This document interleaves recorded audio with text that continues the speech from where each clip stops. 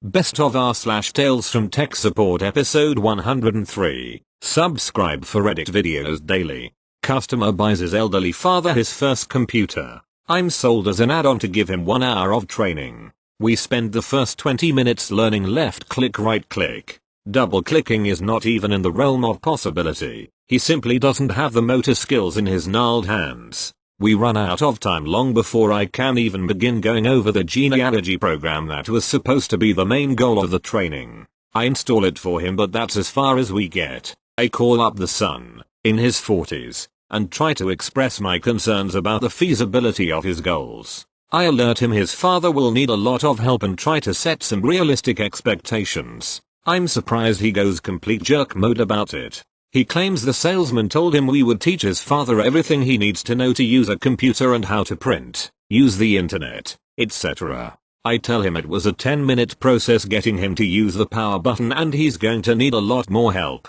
He accuses me of shaking him down for more money. I tell him he definitely shouldn't be paying me $120/hour for training. Find a 10-year-old and give him $5. He threatens to return everything due to my horrible customer service unless I keep teaching his father until he has it all down. I tell him I don't have 3 months to spend with him. He continues the verbal abuse over the next few days as he calls in for tech support, claiming all sorts of broken things while I keep telling him it is user error. He nearly explodes in rage one day as now the keyboard doesn't work. He says he went over to troubleshoot it himself and random characters would pop up all the time. He brings the computer in and I can't find anything wrong with it, but I give him a free keyboard. Of course this keyboard is faulty too with the exact same problems. He assures me he has tested it himself and I need to stop denying there is a problem. I tell him I need the computer, the keyboard, and his father all together at once. He's ready to kill me at this point and berates the manager and salesman about how I refuse to fix the myriad problems of this lemon computer.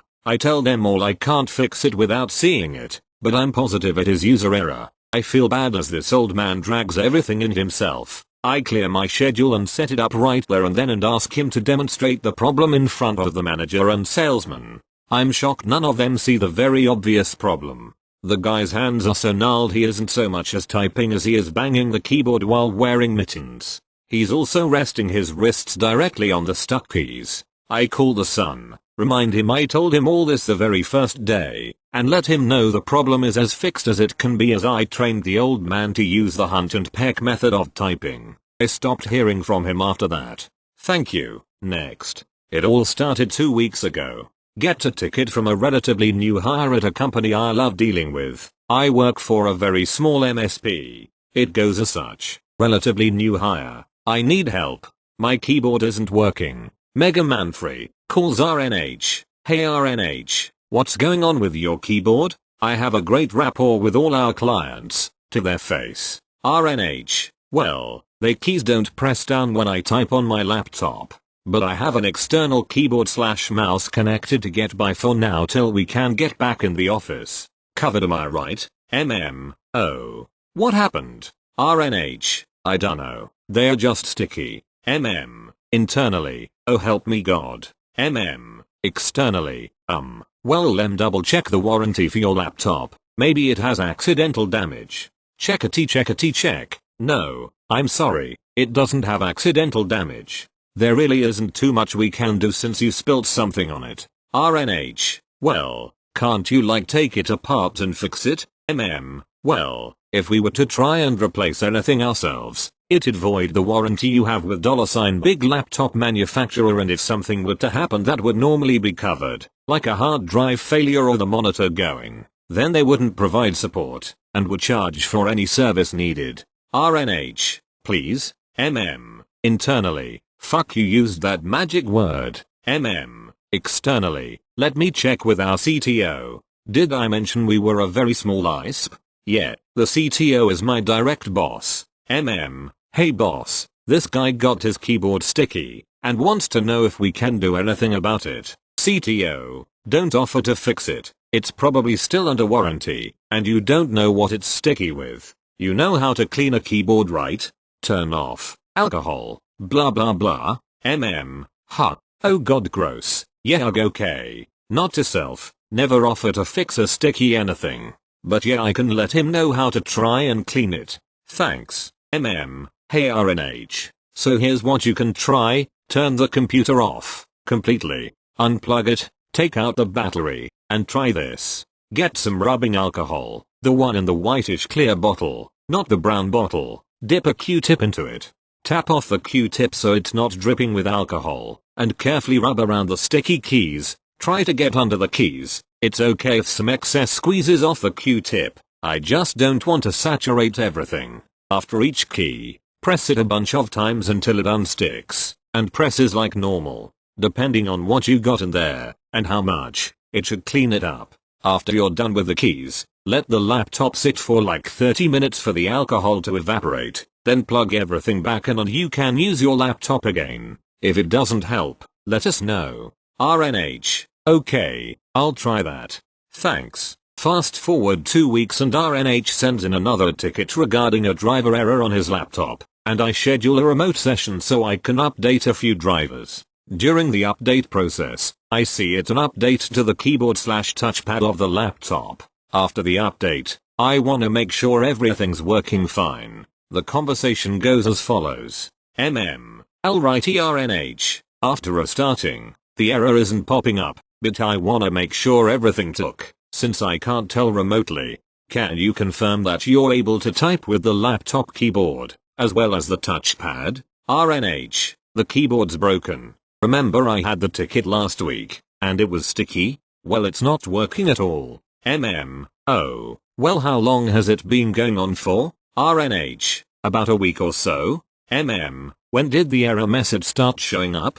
RNH, like a week I think. Oh well, maybe the update will have fixed it. The error you were getting was referring to the drivers for the laptop's keyboard and touchpad. It's possible that the driver was corrupted from an improper shutdown. RNH, I can't. The keyboard doesn't work. Right. Since the error started happening, so it's possible that the error was preventing the keyboard from working. I just cleared the error. It might work now. Can you try it for me please? RNH, but the keyboard is broken. It won't work. Okay, but it stopped working when you started seeing the error, and the error involved the keyboard and the touchpad. I cleared the error for the keyboard and touchpad, and I'm hoping that means your keyboard will work now. RNH, I can't. The board is broken, right, but it might be unbroken now. You know how it goes. The second IT is in front of your computer, the problem doesn't happen. I wanna see if Scrodina's keyboard is working. RNH, whose keyboard?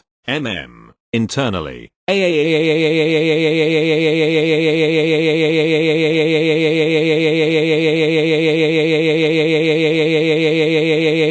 Fucking hell man. Externally. Sorry, it's just an IT phrase. I just wanna see if your keyboard's working. Can you please just use your laptop keyboard and not your external keyboard? I just want to see if it works now. If not, then we will open a ticket with $big laptop manufacturer and see if they'll fix it. RNH. Okay, but it's broken. Yeah, maybe this fixed it. I hear tapping in the background. Sounds like it could be plastic. Sounds like he could be tapping his desk. Who the hell knows? Snap. What was that? RNH. Oh, one of the keys is stuck down now. I see. Can you see what is making your keyboard sticky? Do you know what it was? RNH. Oh, I don't know. It's like clear and under the keys. Okay. Well, let's open a ticket with $big laptop manufacturer and see if they'll just replace the keyboard and not really look into it too much. We might get lucky. RNH. Awesome. Thanks. To be continued? Who knows? All I know is, this mass WFH thing may cause sticky keyboards for users not used to working from home. Thank you. Next. I work in a secure building. The organization I work for provides support to a much larger organization that makes the rules we follow. No photographs on the premises. PCs are normally locked to desks. There is card or key access to everything except the bathrooms. No devices capable of storing information, other than USB drives provided by the parent org, are to be connected to any PC, and anything copied to said drives is encrypted. If you don't enter an acceptable encryption key, then your file doesn't get copied. In light of the current situation, we were told that we would be allowed to work from home if possible. There are 200 users at my office and 199 of us have internet access at home. Our parent agency decided that teleworkers could take their PCs home, but they had to follow all the same rules as if they were in the office. Of course, no one is checking that each PC that was taken off-site is in a lockable room at the users' homes. No one is making sure that users lock their PCs when they go to the bathroom or make a sandwich. On Wednesday, our lone Luddite called the CEO equivalent and asked him if she could take family medical leave since she doesn't have internet at home. CEO equivalent asked my direct supervisor, CIO equivalent, what could be done. My boss first thought was that she worked from a friend's house. What a great idea. Don't worry about security policy regarding the PC. Don't worry about social distancing. Just take that PC to your friend's house and go there every day. For some reason, that idea didn't get off the ground. Could we, as an organization, come up with anything dumber? Second idea. Buy a mobile hotspot and use it with the PC. Definitely dumber. IMHO. The desktop does not have Wi-Fi capability, so how is that going to work? Oh, geez. My boss had forgotten about that.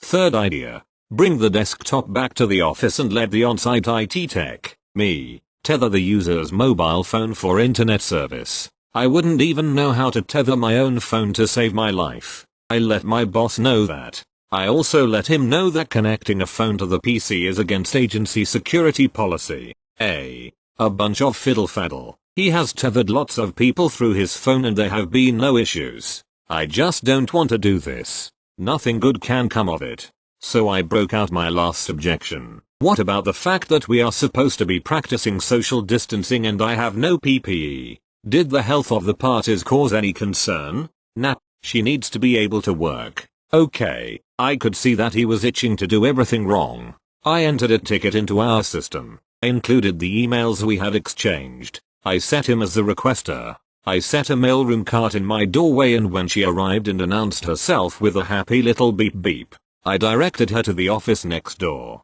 I had set up a keyboard, mouse, and monitor. I told her to connect everything and she did. She acted like she had never seen a VGA connector before, but we eventually got it figured out. Then I called my boss. He had her connect her phone to the PC, set it to connect over USB, and then look at the VPN software we used to see if her phone was recognized as an available connection.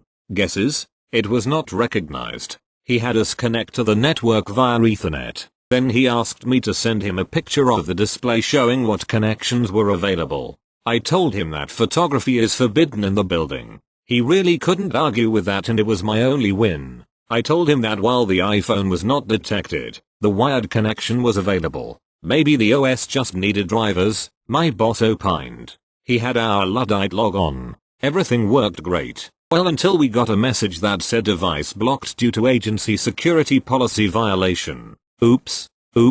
Well, I guess that isn't going to work. My boss said, have her shut down and take the PC home in case we come up with another solution. Okay. Other than her moving someplace with better internet service availability or putting her up in a hotel, or, letting her work in the office. There are no other solutions. We hung up. She took her PC and left. I wrote my notes in the ticketing system and closed up for the day. This morning I came into work and, while eating my Sheets MTO, I read a lovely email from security. The PC was flagged for having an unauthorized device attached to it. It has to be re-imaged. That's not terribly bad, but it sucks that the user has to drive another 60 miles round trip to drop the PC off with me. When I let my boss know about the security violation, he laughed and said, she'll probably have to redo the security training, too. I'm glad we're separated by over 200 miles. Thank you. Next. Hey y'all, your X-ray repair guy here with another wonderful tale of fun. Before I begin, let me explain that certain companies require/recommend a warm-up of the X-ray tube every day or so often to increase the lifespan of it. This is basically performing exposures on the system at a constant rate to warm the tube up. The reason for this is that most of the energy used to create radiation becomes heat, and hitting a cold tube with a blast of radiation repeatedly can shorten its lifespan. Some folks decide to ignore this because reasons. Here's the tale. So I'm piddling about my day playing with radiation and other such dangerous things. Or more likely responding to stupid emails about things I want nothing to do with. Suddenly a call comes in. We are getting no exposures and errors when we turn on the machine. We need your assistance, X-ray repair guy. To the man van. I jump in the man van and head to site to see the issue. Yep, Wile's tube is blown. Like really blown. To explain what I found, I'm able to see almost everything that happens on the system, including a little thing called tube warm-up bypasses. Most if not all sites will have a few, up to about 20 per the lifespan of the tube is they are a really good site. This site had 2200. That ain't a typo. I look through the log and can basically tell this is a bad X-ray tube. This customer is also not under a contract. Things are about to get expensive and I do kinda feel bad. I've seen this before when I was less experienced and it bit me in the ass when I explained it to the tech that caused it. I decided this time to take a picture and let management know so I could use the almighty rule of sire. Cover your ass. For those that haven't seen it, I basically said here is the problem I found. Here are the key errors. These are the measurements I took to confirm those errors and that 2200 number, is why I wanted to bring this to your attention. They were not doing any tube warm-ups. None. Zero. Nada. You'll get my point. To shorten the rest of the story, I replaced the tube and performed the required calibrations. I do not know what happened to the techs that were running the system, but I don't really feel sorry after they told me that's the first tube I've blown in 20 years. One quite large bill later that made my boss happy I was done and on my way to the next job. My intern remarked, "Is stuff like that normal?" Yes and no. Thank you. Next. Posted this elsewhere, but told it would fit in here, changed names of people for some reason. It's a long story so buckle up, I'm also on mobile, so formatting is shit. Sorry. TLDR at the bottom. Also I have no language filter in life, so I have none on here. It gets colorful at points. The scene. The year is 2014. We are in a large retail company, with nearly 200 stores and 2 massive head offices some 200 miles apart or so. The quantity of staff and distance is relevant. I'm a 22-year-old helpdesk operator for the IT division, answering calls and logging tickets like a good little helpdesk monkey. We fix what we can over the phone or kick it over to third parties / second line teams. Either way, the team of 8 people took somewhere between 70 to 100 phone calls each a day. I had been doing this job for 4 years at this point. Due to a high turnover of staff, I was a senior analyst in everything except pay packet. I knew the systems that we covered and a good ability to resolve tickets quickly and over the phone, where to send tickets for systems we didn't, and had a good network within the company I could turn to for assistance on areas I didn't know. I was generally the go-to guy for the team if they weren't sure. This even included my boss and the team leaders. The characters. Me. This Bell and writing the story. My wife's review of me is a solid 5/7 stars apparently. Awesome boss. Took no shit. Left no prisoners. Looked after her staff, but not technically aware. TM. Twats McGee. IT projects team leader. Overall a complete twat. OXF. Oxford store manager. Poor soul who suffered in the middle of this debacle. The build up. Now, before this event, whenever the company pushed out a new system / major update, they need to inform the help desk at least to make them aware of the change and train them whenever they could. However, as the projects division was based 200 miles away, all we usually got was a courtesy email through management channels. Complaints fell on deaf ears and the help desk were left to pick up the pieces and learn these new systems themselves on the fly. It was infuriating having someone on the phone give you a bollocking for not knowing how to fix something, when usually their call was the first you heard of it. The event. I'm having a bad day for some reason. I'm in a bad mood about something when another call is passed through. ME. Good afternoon. IT, how can I help? OXF. Hi. Yes, our new digital signage isn't working. ME. Your what? OXF. The new screens in the restaurant for the prices aren't working. ME. I check my documentation on the store. No mention of it. I'm sorry, I have you down as using standard signage in this site. OXF. Oh, we used to, but your guys installed these new TVs last week. but they aren't turning on this morning. I checked the paperwork we were given and it says to call you guys on this number. Me. Okay, can you send me over the paperwork you have please? I'll log up a ticket and take a look there. Give you a call back shortly. OXF. Sure, no worries. Click. I do my job. Log the ticket and await this document on a system I had never heard of before, already fearing it's another wonder from the project team I'm going to have to piece together. Lo and behold, the paperwork comes through. A 300-page SKD, standard knowledge document, filled with mountains of technical information ranging from TV hardware specs to IP address ranges. It's enormous and completely unusable in a fast-paced helpdesk situation, let alone in a store with minimal IT expertise available. So I read it, front page in big red letters to call helpdesk if there are issues. Last page is a note that the document was written by TM in the London office. So I find his work number on the system, and the conversation went like this. Me. Hi, this is Me from the help desk. We weren't notified about this change in the store, and they need help with this issue. TM. Follow the documents. Me. Well, I would bet it's enormous and unsuitor. TM. Are you thick of deaf? Read the policies, follow the fucking document and do your fucking job. Click. And that was the straw that broke the camel's back. I went to our policies and spoke with our change manager and learnt an interesting fact. A new system can go live with just one signature, but before support responsibility can pass over from the project team to the help desk, both the help desk manager, AB, and a senior analyst have to sign to say that they are happy they will be able to support it.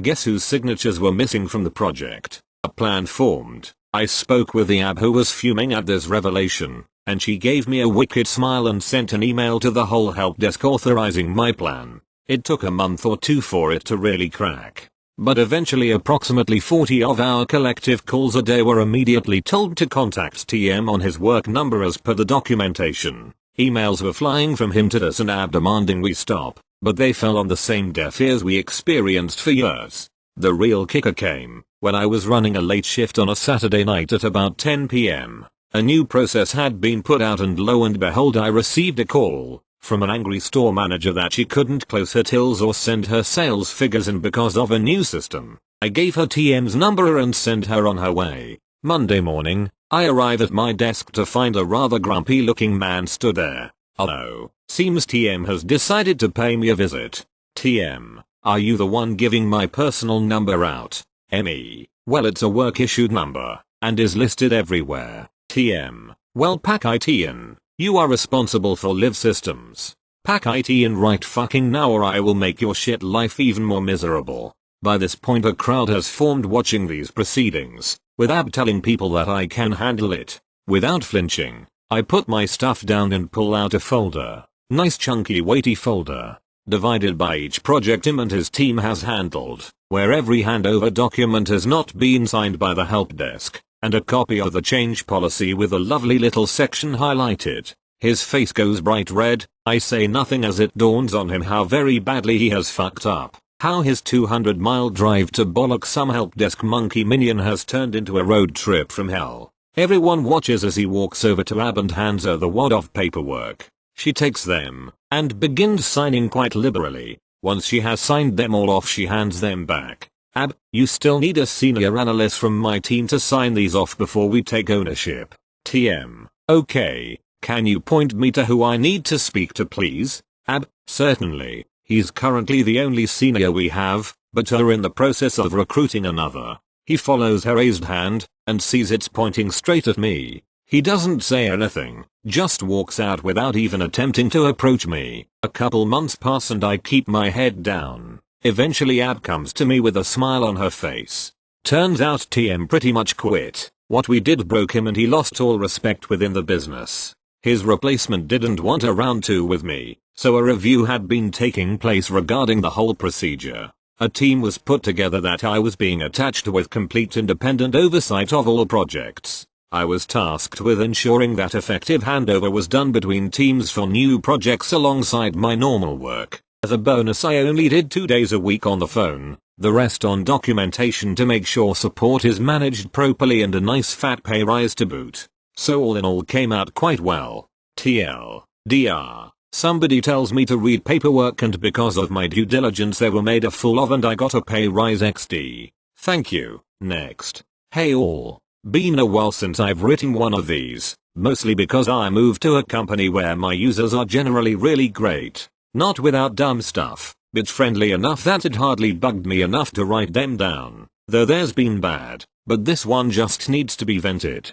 So I work for a major supermarket chain at the corporate support side. And during COVID-19 lockdown, as the store is still open, we need to ensure everyone at corporate can still work to support them. That includes needing someone for the hardware failures, and shipping out new devices, and that's where I come in. I'm our man on the ground, loaded with sanitizer, and a mask, and requiring every person to be scheduled in so I can get them in and out fast. I'm only helping people that can't be helped remotely and I control who comes in when. There are a few main characters who are $me, waves at audience, $user, a person who I wish I didn't talk to, $GC, good colleague, a tail like 0, 5 above me on the same team and good friend that knows his shit, $BC, bad colleague, that person where you feel like must have some family and leadership to still be here. Yesterday was a hellish day of back-to-back appointments. There's a VM system we use that the vendor requires in-person setup on.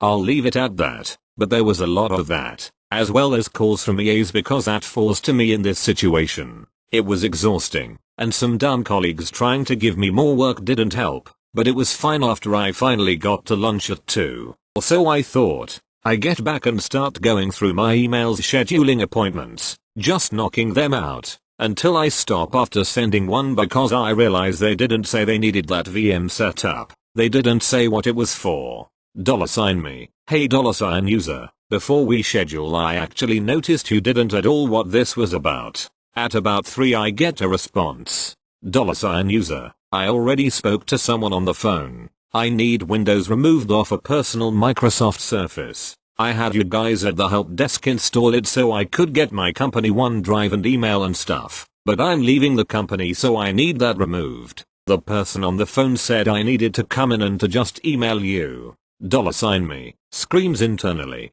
$me, yeah, that isn't something we do. Do you have your ticket for this? Just a note, we do require a ticket for everything. Normal circumstances for some things we do at walk-up. And for these VM setups they get their permissions confirmed by email first so I'm scheduling those and making the ticket then. Every other in-person thing needs a ticket before they get scheduled. But I didn't wait for them to respond. I went hunting for the ticket in our system right away, and I find it and my stomach drops as I see it's from $BC, though I'm not shocked. As I start to read the ticket I start seeing red. State. Closed. Notes. User needs to delete all user information. They're leaving the company and want all company data removed. Told them to email $me for an appointment. Contradictory wording there is accurate, and processes for $BC to contact me for an appointment when they have a call, not the user. Open up our IM app. $me, hey, $BC. What's the deal with this? We wouldn't do this and your ticket isn't giving any info. $BC, sound of wind blowing and crickets, opens new chat window. $me, hey $GC, so I've got a user claiming that we helped them install our licenses and MDM on a personal device and they want it cleaned so they can leave the company with it. $GC, they once said we did what?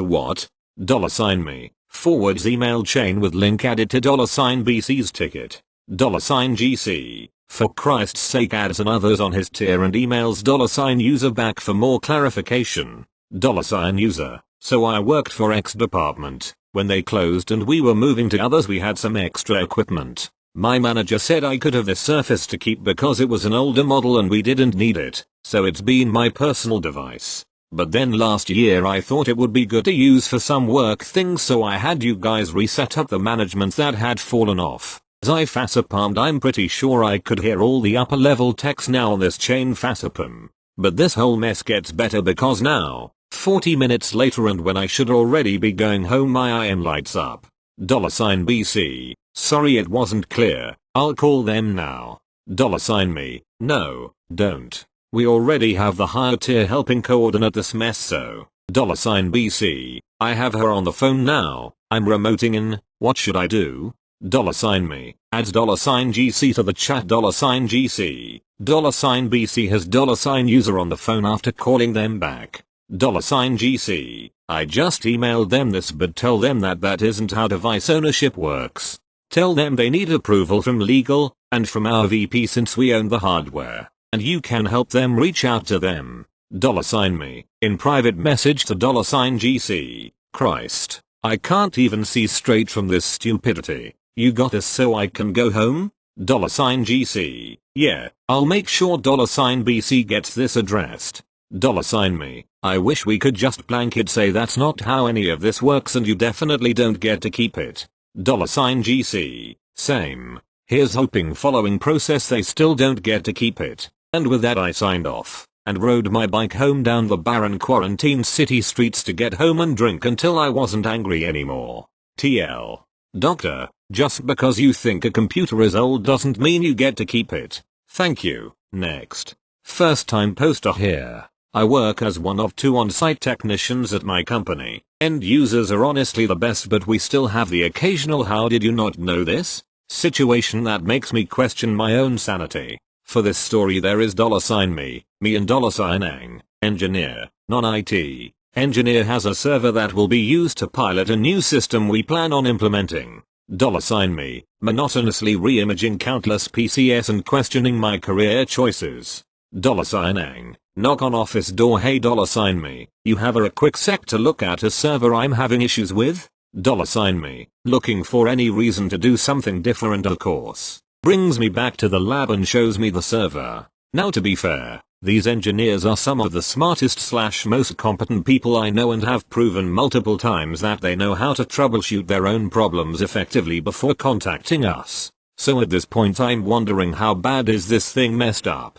$ang, everything is wired up correctly and plugged into power. I've swapped out every cable and external device with new ones just to be safe, but I can't get anything to come up on the monitor. $me, verifying that he did in fact do all of this. How old is this server? Shows me the box it came in on. This thing is brand new and just came in today. No signs of physical damage. So I'm thinking hardware defect. $me, sees the front panel is lit up so server is getting power. Do you mind if I turn it on? I want to see if any fault lights come on. $ang, as I'm reaching for the power button, that's the problem. It won't turn. Click. Press the power button and the server starts right up. No issues. $ang, I didn't know you had to press the power button. $me, questioning my career choices again. Server's fixed. We both got a laugh out of it. Dude is a great guy, so I can't be frustrated with him. Still have to wonder how someone that smart thought that you didn't have to turn the server on first.